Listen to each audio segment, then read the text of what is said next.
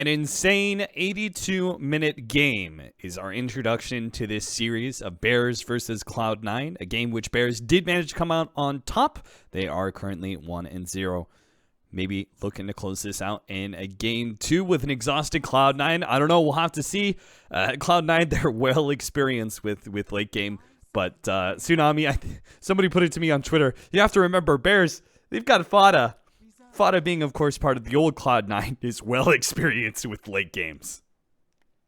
He was born in it, molded by it, this new C9. By the time they met Fada, he was already 8 slotted. I don't smoke, but I went outside and had a cigarette break anyway after that game because goddamn it deserved it. Mm-hmm. There was so many things I saw in the last fight after the game ended and it was delayed by the stream. There were so many things that I was like, I could have mentioned this, I could have mentioned that, but it was a game of inches, and Bears they're able to just barely squeak it out. Yeah, they were. I mean, we had multiple scenarios where it looked like Bears were going to be the one who ended up losing that game one. There was one dire scenario where we didn't have buyback on both the Timbersaw as well as Fearo's Invoker, and they still managed to hold on. They got the Aegis. They held out until their buybacks were done, and even that very last engagement, we still weren't sure how it was going to end up with Cloud9 attempting to go high ground against the Invoker. But in the end, Bears do manage to finally beat out Cloud9, close out the game, and we are now here in game number 2. A game number 2, which I don't know. I'm sure, like, Cloud9, they've been together long enough that I'm sure morale is still going to be quite high.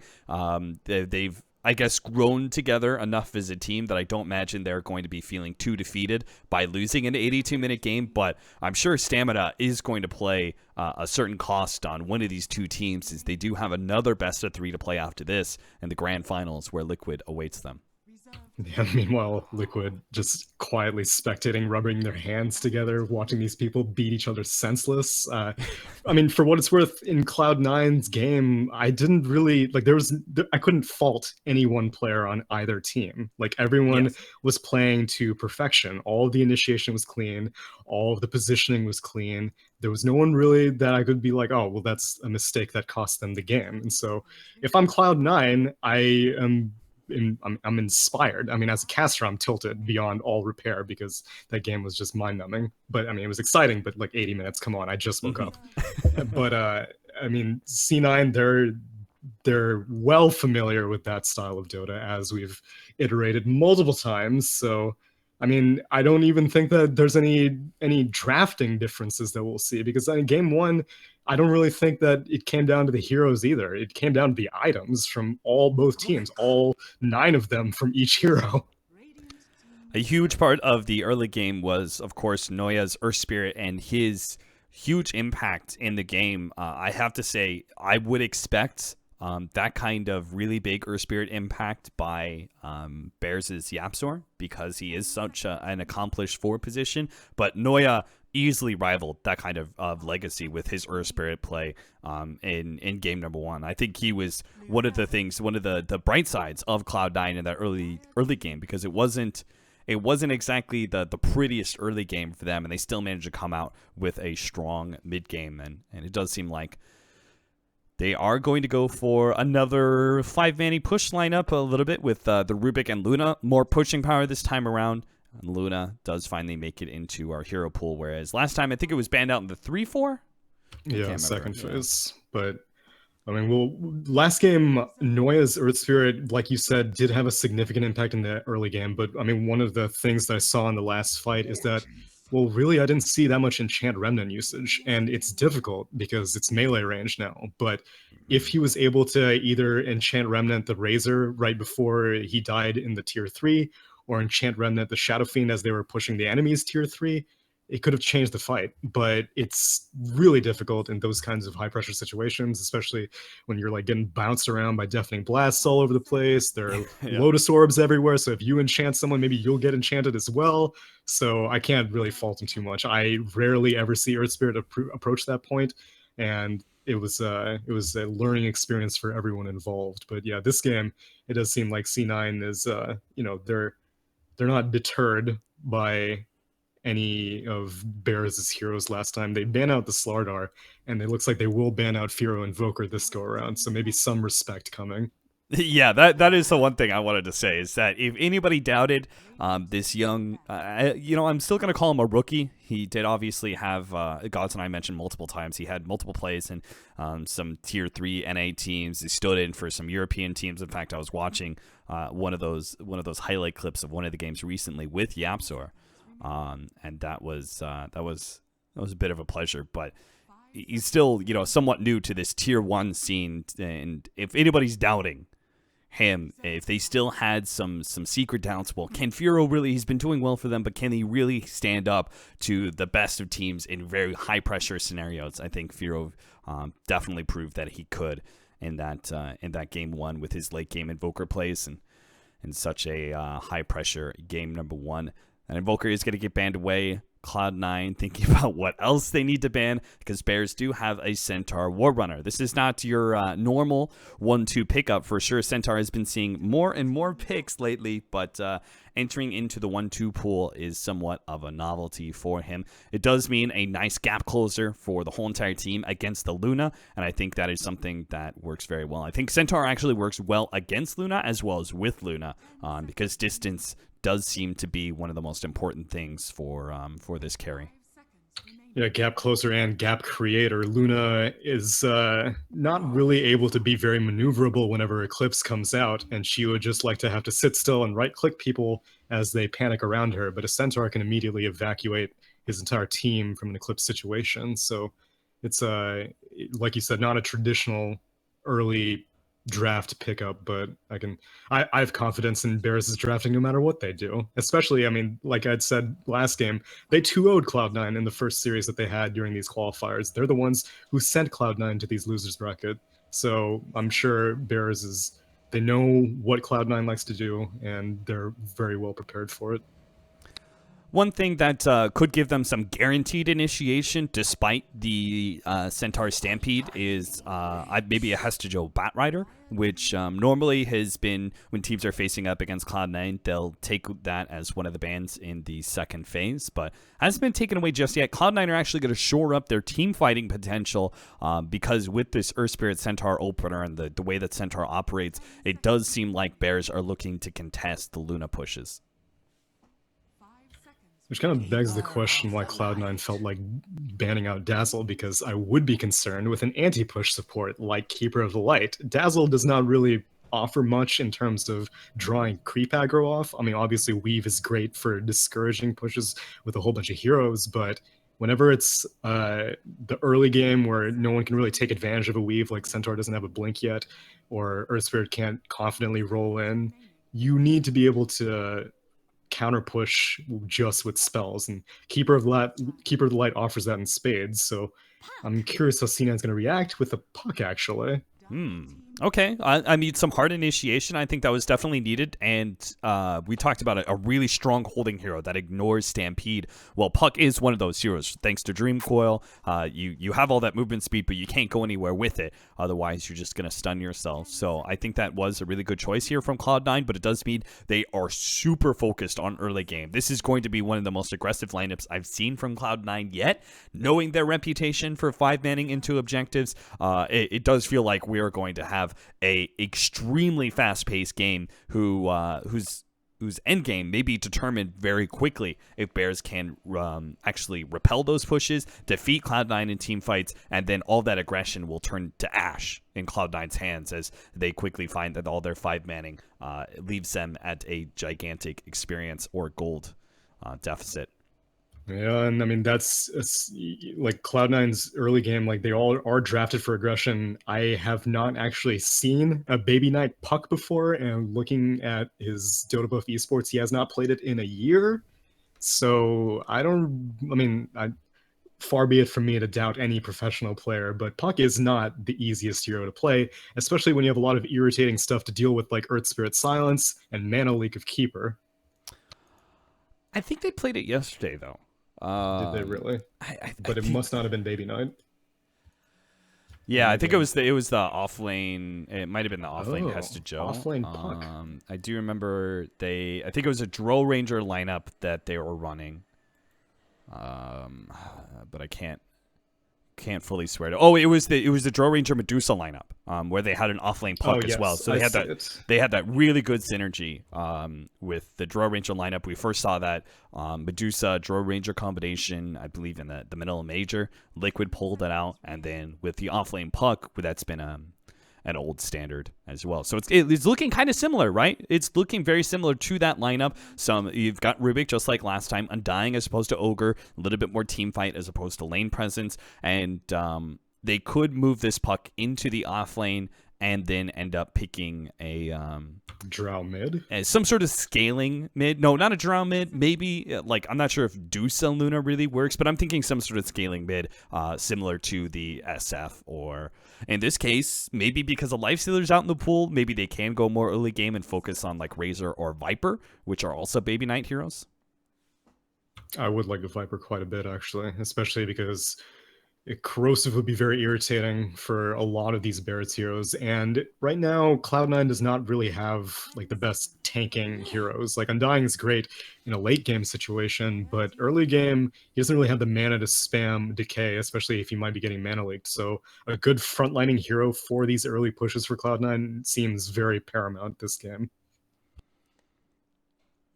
Queen of Pain banned by Cloud9 again. The potential vehicle for a Lifestealer when he doesn't have that early Blink Dagger gives you some options to work around. I think it also would have been a nice 1v1 matchup that Firo or Fada, I'm not sure which one's actually going to be playing the mid laner just yet.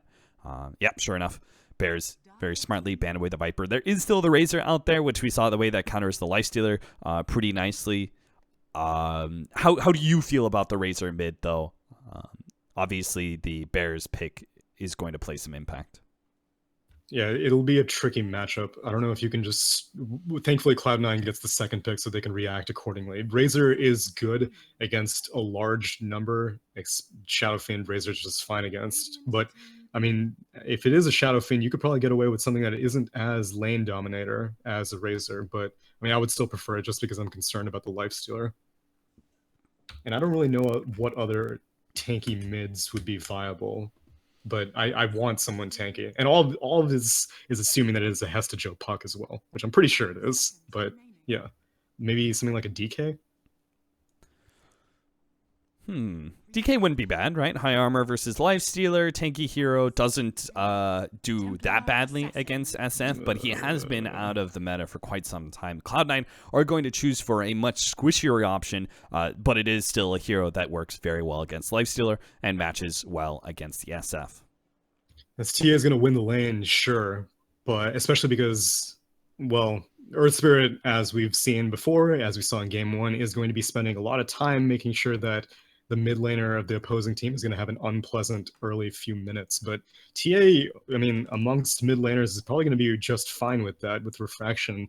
Earth Spirit's not going to be able to trade blows very much. It's not the early game that I'm concerned about, though, for C9. It's going to be the mid game. And TA needs an exceptional start if she's going to be able to not get blown up by what Bears has. Are you thinking they're probably going to need a support in mid lane? Just like, you know, how we've seen before with the SF, he always gets that babysitting of the Earth Spirit. You think they're going to need somebody to make sure TA's early game does go rather well and is encountered by the Earth Spirit so we can have that strong mid game? It depends how self-sufficient this Hesta Joe puck is, because ideally I would like the Undying to be able to spend a lot of time mid making sure that TA is able to make sure that SF doesn't get a fair amount of souls, and then once you have Refraction and Sideblades up and running, then the lane is pretty much on autopilot. But at the same time, I don't want this puck to be useless. So if Noya needs to stick around in the puck's lane to make sure that puck doesn't get immediately zoned out at level 1, it's a tough call which you would prefer. Noya does manage to keep his smoke intact against Adam, so he may have an idea that there is some sort of Observer Ward placed in the leaning area for Hesta Joe, and he does keep his counter ward, which is currently blocking out the easy camp spawn. He does keep that hidden for now. This is going to be a very different scenario, though, from the last time we saw the Hesta Joe puck. Last time around, he had the Draw Ranger, which is a big up in physical damage and allows you to be able to beat back the support that is trying to zone you out. But here, without that extra aura in lane, Hestejo is going to have a bit harder time. But he is against a Lifestealer and Coddle. That isn't going to be the most treacherous of lanes. In fact, with Noya, they are going to try and take this bounty rune. The decay goes out. They already get a big blast, though. And Noya's dropping lower and lower. He can't really commit to the bounty rune. Fada is still going to be able to pick it up. And it looks like Noya just gave up first blood as well as the bounty. He has a decay. Will he use it? YapzOr has a roll in 2 seconds. The creeps aren't going to spawn for another 15. He needs to dodge this roll. Can't do it. YapzOr nails him. First blood goes to him. Okay, well, I guess that means that Rubik needs to go and police the mid lane. He used telekinesis. What did Rubik use telekinesis on? I hope it wasn't the Ancients, because that's not a thing anymore. Ancients aren't even up yet. I don't know what I'm talking about. I don't know. Maybe he grabbed the SF. Well, roll in on mid. Baby Knight taking damage. Baby Knight eats one of his Ironwood branches with the shared Tango, trying to maintain a healthy status in this lane. Hestejo, he'll be dealing with 1v2 for now, and it's going to be Noya zoning out Forev in the bottom lane, since Rubik, I guess, can't really do it alone. Noya is a little bit better suited to those actions. Alone or at all. I'm not sure if Ryze is even interested in leaving this mid lane at any point, because this is an intense duel going on between all 4 heroes over here. Hestejo is going to get himself a full wave here. Looks like Adam tried to get the counter ward out to open up that easy camp, allow him to be able to keep the lane back and zone Hestejo a little bit better, but it's not going to happen. Hestejo will actually have himself a pretty good lane, it seems like. That easy camp pull, I think, is very important to make sure that Puck does have a good lane. As we talked about, the Draw Ranger aura does mean a lot for being able to deal with zoning supports. So he's going to get the levels necessary to beat back the Coddle, and the Lifestealer's not much of a threat. Yeah, and actually Puck is very well suited because of phase shift, so you see Illuminate telegraphed pretty easily. Rolling on mid, not going to catch anyone. So, I mean, all things considered, Puck is a very good offlaner in this situation. Most situations, I don't think so, but right now, Hestejo's going to go pretty much unimpeded, which I don't know what Coddle's responsibility now is, because he's not going to be able to zone out the Puck, and mid lane is all booked up, so what's the plan? Yeah, I'm surprised he didn't try and go... I thought he was going to go for early mana leak and try and make it so Hestejo, they mana leak, they kind of charge at him, and Fada forces Hestejo to move around and maybe use those orbs, and once he's out of those orbs, then Lifestealer finally can have an impact, but if they don't take away that mana, then Hestejo is going to be permanently a permanent fixture in this lane, always in their face. Maybe that is a large part because of the Shrine and that recovery mechanism that is available. Maybe the mana leak just isn't as effective against these offlaners anymore. That's true, especially because Lifestealer, I mean, you need to walk at people like this, and then Hestejo can just take himself out and head on to the Shrine. Which, actually, YapzOr might meet him? No. Hestejo looking for that full heal. Ryze sees YapzOr. Again, trying to get on that raiding cliff that we saw so many times Cloud9 using last time around to get the Earth Spirit roll-ins. Baby Knight's doing quite well for himself, 14-5 compared to the 9-5 of Firo. But this is to be expected. Firo actually going to drop really well with the telekinesis. They don't have a meld strike, but the right click comes out from Ryze, a Fairy Fire, and now a healing salve from Firo will bump him back up to full HP. Adam may be caught, though. Hestejo's going to be able to eke him out with that Waning Rift. Well played. The off-lane Puck finding the first kill of our true laning phase, since Noya did give up the first blood. Wow, okay, that's really important. I can't believe that Puck offlane is being able to prove to be so dominant against this lane. And I mean, that almost kill mid could have been really big, and thankfully YapzOr is kind of in the vicinity. Didn't really help against that gank attempt, but his silence? The silence and the kick does stall up the damage on Firo, but he is being constantly threatened. Oh, 8 HP is all that's left. He heads back to the Shrine and will receive almost a full heal off of that one. Actually does this early on into the game, but they are really taking it to Firo, and I think they did try and put a lot of pressure on him last time as well on the Invoker. he does seem to be one of the big keys of success for Bears. Top Hesta lane. Joe, nice dodge on that one. Will manage to get the... Oh, nice silence. YapzOr managed to catch Hesta Joe. Hesta Joe will now die. A big pickup as Fada now will pick up his level 5 against that level 5 puck. Adam not actually blocked in by Noya there. I thought he was going to be, but they may still be able to run him down with the extra movement speed of Ace. He does close that gap and gets the auto attack required. 2-2 now. See, I did want the Keeper to go to the bot lane because he wasn't really doing much in the top lane, but I wanted him to go with the Centaur. I didn't want him to just fend for himself because Centaur plus Coddle can be pretty irritating, especially for just a Luna. But Ace has gone unimpeded this lane, and like Puck is doing fine, TA is doing fine. C9 are very pleased with how the laning phase is going right now. Yeah, certainly. Dire scan on the shrine here. Not sure what they're expecting. Maybe Rise. Yeah, we're probably expecting Rise to wrap around since he's no longer in the mid lane. They have the mid vision from this fresh ward to see that he's not sticking around. So they do have an idea about this aggressive maneuver. Top lane, Hesta Joe dueling again with Fada. He's going to be able to get out just fine, but very low HP and no shrine to heal him back up. That silence that YapzOr used on Puck is going to be a problem all game long, and so it's kind of it's a weird situation as a Puck because you put out the illusory orb, you want to go as far as possible, but at the same time, the Earth Spirit knows you want to go as far as possible and is going to hold on to that silence until you're like, okay, it's about 1,000 units away. I'm going to jaunt to it now. Oh wait, I can't. So I don't really know how you itemize this Puck this game. Like, do you go for the Yules just to take that off, or you want to go aggressive, go for the Blink Dagger? And given his start, kill onto YapzOr, Eclipse used. Nice pickup. Tombstone will be left out there. It's the kind of aggressive plays that they want to be able to find the kills and then turn that into a tier 1 tower. It's not going to be possible, though, with Adam sitting so far back. He's sitting on the far right-hand side and always is blasting away. So that early advantage that is usually found by Luna is being countered by the Coddle currently. Hesta Joe did have to jump to his orb pretty far out there. YapzOr is going to be able to get ahead of him, manage to land the kick, silence, and YapzOr claims another kill. The Earth Spirit, it seems, is going to be just as effective in the early game as Noya's was last game. Is it really that big of a concern for the Luna to get a tier 1 that early on this game, though? Because it's not really... Like Coddle's going to be here, always. You take the tower, you don't.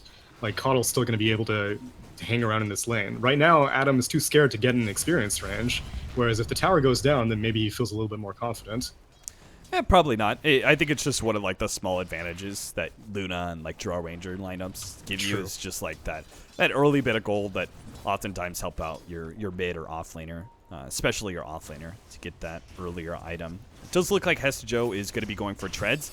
Probably thinking about that he's going to be sticking in lane a lot more than your normal off laners, and is willing to go more of a laning phase item build, delaying that Blink Dagger slightly. If he does want to rotate, it's going to be just like a TP rotation, either to react to a fight or to react to C9 being like, all right, we're 5-manning, come and join us because you have Dream Coil. So until C9 starts making moves, which I don't really see happening anytime soon, like you said, Luna's not being too antsy about taking this tier 1, and everyone's getting experience. Rubik is level 4, just roaming around pretty much. Yeah, it is something with these kind of... We wanted to see a tankier mid, right? A lane-dominating mid, kind of like Viper. To give Cloud9 a bit of sustain. Cloud9 are very squishy because of their choice of the Templar Assassin. If the right kind of initiation comes through from Bears, they blow up this whole entire lineup. So I do like the fact that they're not trying to be overly aggressive like we've seen from C9 before. And when it comes to taking objectives, I think you need to focus on making sure you have your early game farm first. That way you have a very big impact around 15 minutes. An attempt at a smoke from Hesta Joe and Rise gets spotted, though, by Forev. Bottom lane, Noya's going to be caught here as he tried to lane out, gets blasted down. Bears make their first aggressive infest maneuver. Yeah, I like how Forev, that was incredibly fortuitous positioning to be able to pop that smoke because, man, that kill on Shadow Fiend would have been huge. But in the meantime, Centaur is getting closer and closer to Blink. And like we said, it's a very squishy C9 team. Blink initiation with a Stampede to help the rest of Bears come in. could spell some very early 5-man team fights. Here come the blasts. Baby Knight will be one of the better heroes to deal with that Illumina blast, pushing them back, while Luna is probably one of the worst heroes just because of her very low range. She's trying to finish up the Helmet Dominator right now. Bears are playing very reminiscent of their debut game that we saw from them with the Furo SF. He's been playing, because of a bad matchup, been playing jungle most of the time, knows that his farm is not going to be that much less because of how the neutrals are working out for him. So he's been playing very conservatively, and Bears are basically just buying time for Furo with a little bit of aggressive action from the Lifestealer, and then the Coddle pushing back these tower pushes. Cloud9 aren't really doing much but farming, and that's fine by Furo. Yep, so it finds Ace, but not going to be able to do anything. So they are making room for Furo, but so so Furo has a Glove of Haste. Is he going to go for Midas, or is that just for treads? Like, what is the item progression for a Shadow Fiend this game? Nice initiation Ace. bot. He is going to be feeling the big-time nukes. The Illuminate Blast does land. Multiple TPs are coming in. They'll finish off Ace, yes, but now they're going to be caught by the Dream Coil of Hesta Joe. Fada turns, attempts to fight, does not have the Rage to be able to jump out of this coil, but he's having to deal with the Tombstone Zombies the whole entire time. Rage coming back up in 1 second time. Can he just Rage TP away? Looks like he will be good.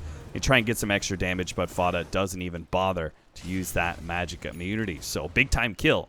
Taking out Ace and trading away the Yapzor Earth Spirit, well worth it in the minds of Bears. They trade Yapzor Earth Spirit, and he used like literally every single one of his stones in the bank for that. They were hoping to get more kills after they got Dream Coiled, which is a bit overzealous. Sure, Magnetize is a great spell and all, but Fada isn't really able to stick around in a fight for that long, especially if the Centaur isn't around. And Stampede was used at some point, and I'm not sure on what, but yeah, I mean, this is just the early aggression that Bears needs to pull, because right now C9, they can only play reactionary right now, as all their team is trying to get the items necessary. It might have been when they first jumped in. It's a little bit of extra burst damage, right? They needed to be able to kill Ace before Rage was down and Eclipse is used. So, as a result, they will take that Tier 1 tower. That will mean Forev is about to pick up that Blink Dagger. He's just 200 gold away. See if they want to defend this mid-tier 1. Furo comes in, but right now it's just Rise and Baby Knight. We'll see if Hesta Joe, wherever Hesta Joe goes is where I'm most interested in, because he's there to either stop fights or start fights. And last in a bot push, oh nice, roll in. Nice silence from Yapzor preemptively as he rolls in, manages to stop Hesta Joe from phase shifting, and Fada easily cleans up the kill. Well, he did start that fight, so I'm still right. It just wasn't the fight that he wanted. This is going to be really fast desolated with the way they're successfully hitting these ganks. They're going to pop back in with the Infest. Doesn't quite land the boulder, but it will be okay with the stun. They'll still manage to get that killed, but Fada's in pretty deep. He has Rage TP. Rage TP out, nothing to stop there. Yapzor is looking for a rollout himself, or a TP. Rice gets the telekinesis, and they will get that kill. Support for support, but it's space for Furo. Yapzor is burning through these rocks. He would have been like to be able to get out of that. Nice double edge on to Hesta, but the first raise misses. Firo's just going to straight TP out. Rise won't be there in time to be able to stop it. Telekinesis still on cooldown anyway, but they are running Cloud9 around the map. You could see Adam is about to take a Tier 1 tower in the top lane, so C9 just barreled through mid, trying to take that bigger objective mid-tier 1 tower. All important for early map control. They have Tombstone, but Lifestealer's pretty good at dealing with Tombstone, so we'll see how Fata... He's holding on to Rage, and he might just use it, Throws it kind of defensively, but Fata, he jumps forward. Tombstone gold will go to Furo. That's 175. Not something you can just give up whenever you want to. That is a bit dangerous. Yeah, I mean, in terms of economy and in terms of counter push, because now they don't have Tombstone to discourage Bears from fighting. There's a Stampede up. Well, pretty much all ultimates of Bears are up if they want to push this, and they have the Dragonlance completed on Furo. I'm surprised they're not pushing more aggressively for this. Maybe if they get a pick first. The refraction is going to wear out here with the silence now on Baby Knight. Can't meld, can't refract again. They try and finish him off the Stampede, but now the turnaround. Baby Knight, he's dropped low enough. The Furo can finish him off with the raises. The Eclipse was not deal enough damage. It looks like it was too split. Forev managed to tank most of it. Nice kick from Yapzor. A follow-up silence. Hester Joe's trying to stay ahead of Fada. Phase shift for a second, but can't get the orb out. Now Rise going to be caught. Yapzor rolls in, managed to catch him, and this is why the Yapzor Earth Spirit is so feared. Almost every single one of these deaths on the side of Cloud9 has been because of Yapzor's presence. He's 2, 3, and 8, so it has been every single death. It's not even him being, like, luckily at the right place at the right time. Yapzor is creating these situations for himself. They got the, I guess, Blink Dagger reveal Centaur. Oh, maybe not showing his own Blink Dagger on mid. Furo lets loose the ultimate. That's going to eat through the refraction. The refraction attack damage instances are still out, though, there. And Furo almost drops because of it. Another great kick from Yapzor does prevent Furo from dying, as a Lucent Beam was ready to come out from Ace. In an alternate universe, Yapzor actually gives a Psyblade and a Glaive target to kill Furo, but he gets out just fine. Yeah, I mean, Yapzor, his positioning is impeccable this game, and Centaur showed off his Blink Dagger to get that kill on TA. Thankfully, I guess TA must have bought out right before she died and got her own Blink Dagger completed, so now things are going to pick up on both teams because they want to take advantage of this first early pickup, and I think that C9 is going to be using their Blink Dagger more defensively, but it depends on the kind of openings that they find. Maybe Puck wants to play a little bit more aggressively, which Hester Joe had a great lead early on, but since then has kind of dwindled. Yeah, it certainly has. He's almost 2k gold behind the Centaur. Forev, he's got his Blink Dagger and is going to be working towards that Hooded Defiance and Pipe. If you can get her early enough, that will mitigate the big team fight advantage that Cloud9 is supposed to have with the Luna and that Eclipse.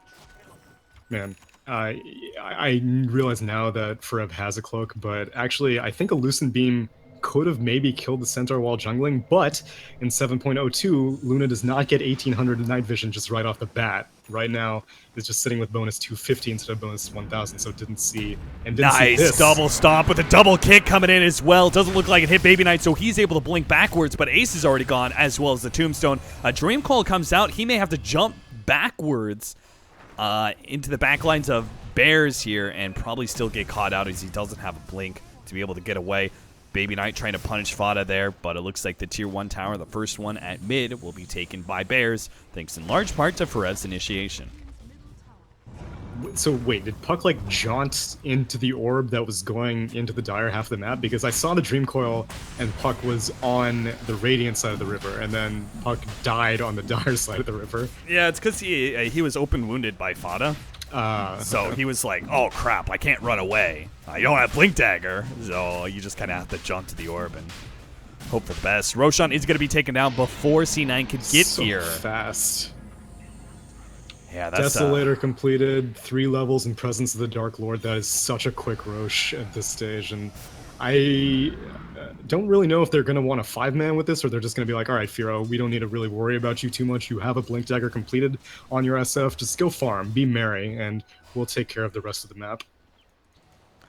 Yeah, C9, I think they had the right idea in the beginning, but maybe they just played a bit too defensively, a little bit too slow, because then it just allowed the Lifestealer Earth Spirit to find all these openings. And they kind of drafted themselves into this corner, though, because like they have squishy heroes, and TA completed first item Blink Dagger. That's like a real double down on the fact that like I'm not going to be able to show up to any 5-on-5 fights. I may be able to find a pick off on like a Keeper, or well, actually pretty much just Keeper, because even Earth Spirit can roll out just fine. So I am still not a fan of this 5th pick TA. We'll see if it nets them anything. At least Baby Knight is closing in on a Desolator, but this is way after the Lifestealer completes their Desolator, so even the early Rosh advantage that TAs usually get isn't going to be a thing.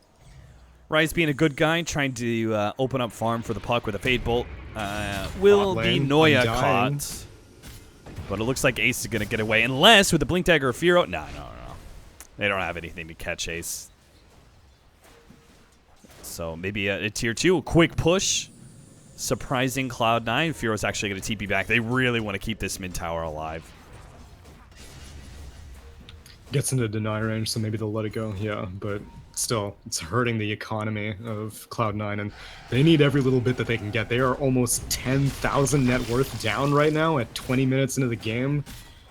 They don't have a single tower. They didn't actually finish denying that mid tower, so yeah, they have no towers taken yet.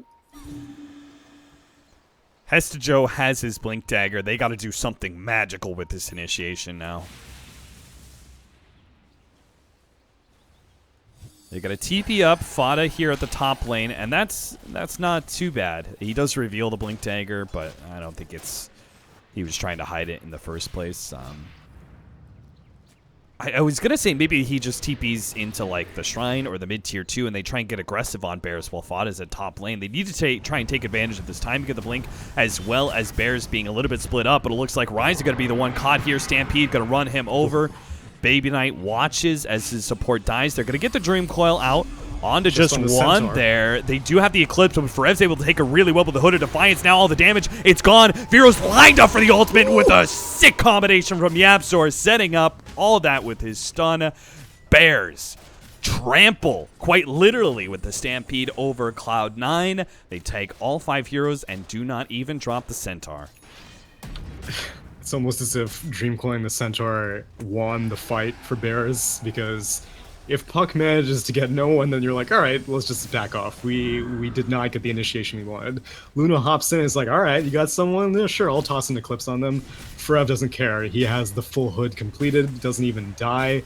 Aegis isn't even, like, scratched. Firo just used the most, what a godlike Requiem at freaking 20 minutes into the game. Granted, he does have a Blink Dagger to help out, but still just tears Cloud9 apart. You know, I was supposed to be doling out a really good compliment to Noya and his Earth Spirit. Honestly, it was a very respectable Earth Spirit player. He had a huge impact on laning phase, but I'm not sure. This good? Yeah, I'm not sure if it's this good. Yapzor's going to be able to get a double kill, silence Cloud9, try and jump forward here, seeing Bears a little bit low on HP.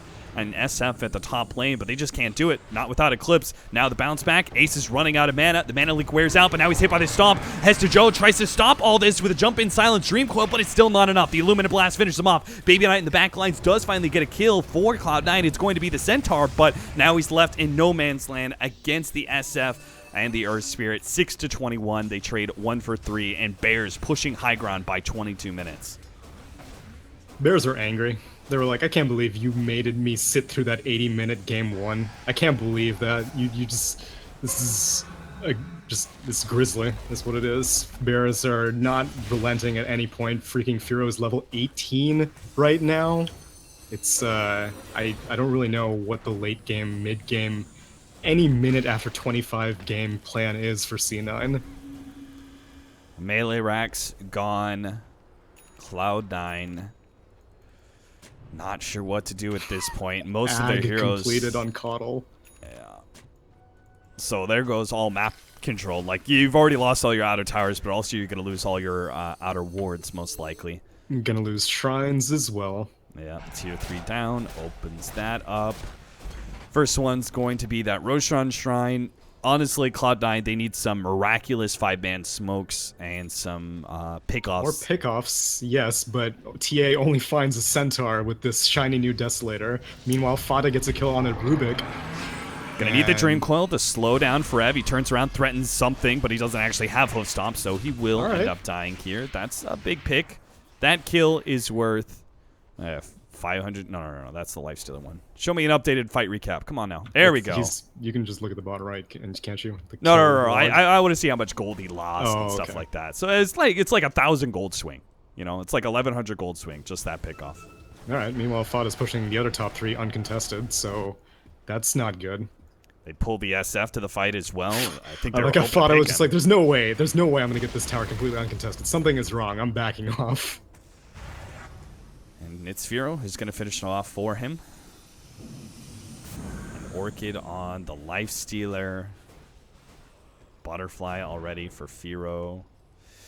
Jesus, it's just looking worse and worse. Ags is being built by Forev after the pipe. He's also got a gem. So if they can give that one over to Adam, they'll have perfect vision of any wards being placed by Cloud9. There's not too many. There's just this one ward that's sitting outside the base right now. But now it's daytime. The glorious day where Call can run free. They don't have... Oh, never mind. They have a gem. Centaur bought it for Adam. And now all of the energy that he spent... Oh, bye-bye, Illusion. That's okay. They can afford to do that. They can afford to do that like 10 times over and still win this game. They certainly can. They've taken the other shrine. Ags is also being built on Yapsor. Apparently Yapsor really wants to show Noya how you use it.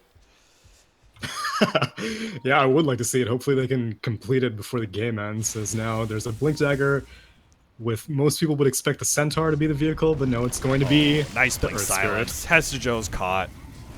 He goes down. Forev does receive the telekinesis. He tries to go in. Ace just moves forward with the Eclipse. They've already taken out the Coddle. He's trying to get these bounces on Yapsor. Does manage to block his roll out, get the physical damage to finish him off, but Fada will clean up that other kill. They do turn this fight pretty decently. They've killed Forev. Now Baby Knight, he does have the refraction charges now that the damage over time is gone, but SF is here. He has to blink out. Nice timing there from Baby Knight. Looks like they'll get away. Trade free, 3 for 3. And they lost 2 of their cores, but I still think that's to the advantage of Cloud9 considering the gigantic lead by Bears. Oh, hell yeah. Anything that they can get is an advantage. I can't believe that they were able to even get those 3 to begin with. Granted, SF wasn't there, and Lifestealer was just kind of running around trying to claw away at the Luna. Immediately, Coddle got blown up, and so once he got blown up, not only did it turn to night with the Luna Eclipse, but there was no vision to see the rest of C9, so... They get in a pretty handsome fight, but unfortunately they don't kill any of Bears' cores, and in fact, Lifestealer just like made money. He basically just sacrificed his supports to the gods of Dota and said, okay, thank you, please give me more income so I can complete this Assault Caress. Where's the... Oh, shit, they picked up the gem. I was about to say, because Centaur died, so I'm surprised they don't have that one on them right now, because they have to know there's a lot of aggressive wards out from Bears. I thought the Shadow Fiend saw it. I saw it pinged out by someone. Oh, Forev pinged it, so he pinged out his own gem.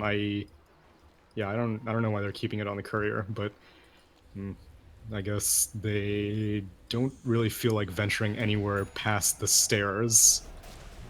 Well, they're going to give up a Roshan as a result. Another Aegis. This one for Firo, who is building a Satanic alongside that Butterfly. Fada has an Assault Cuirass, and then Aghanim Scepter is closing in for Forev. And then the Stampede gets really useful against the Dream Coil, because the Dream Coil is usually when you're going to be outputting a lot of damage, so then the damage reduction of Stampede rather than the movement speed becomes the more effective part of that ultimate. Exactly, and Eclipse will probably lose all of its efficacy between Pipe and that Ag, but I mean, they don't need to wait for it. The tier 3 is down. They do see Ace in the side. They're going to be able to get the Hoof Stomp. An Orchid as well. They take him down. Rise down to half health after just one shot from Firo. Here comes that second shot. A third one is needed. Rise. Oh, the Shrine. Not going to be good enough to save him. Firo 1v2 in the back lines. It looks like Baby Knight's trying to get things done, but there's too many heroes back there. He ends up dying. No buyback there. Cloud9. Beyond godlike triple kill for Firo. I have to say, Cloud9, like, the game one, it was awesome. And damn good game. Yeah, and the fact that Cloud9, they also had that series against Secret as well. Very respectable. I think that you can see the growth that Cloud9 is having, but this game 2 really did show that Bears are on another level. And that's somewhat to be expected with so many star players on their team. And they will have their chance at vengeance against Liquid.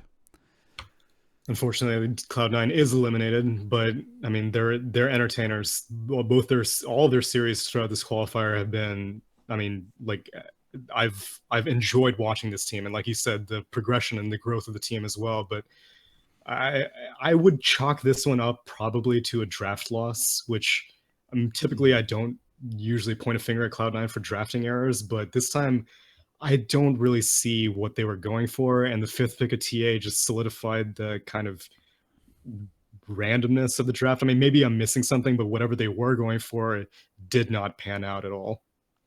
Yeah, it does feel like the Bears ban of the Viper did a lot for them in that 5th pick category. Maybe that would have rounded up Cloud9's lineup a bit better, but as a result, Bears do take this series 2-0. The game 2 pretty dominant. And thankfully for Bears, it does mean a short series, which means we are going to be heading into our next series pretty quickly. Because the first game went so long, we actually just have 15 minutes of recovery time for Bears until they face up against Team Liquid in another best of 3. So we are going to have not a short break. It's going to be about probably 20 minutes because you also have to factor in the extra 5 minutes that's needed to start the game and the 5-minute delay on the stream as well. But we hope that you guys will join us for our grand finals of the DAC European qualifiers.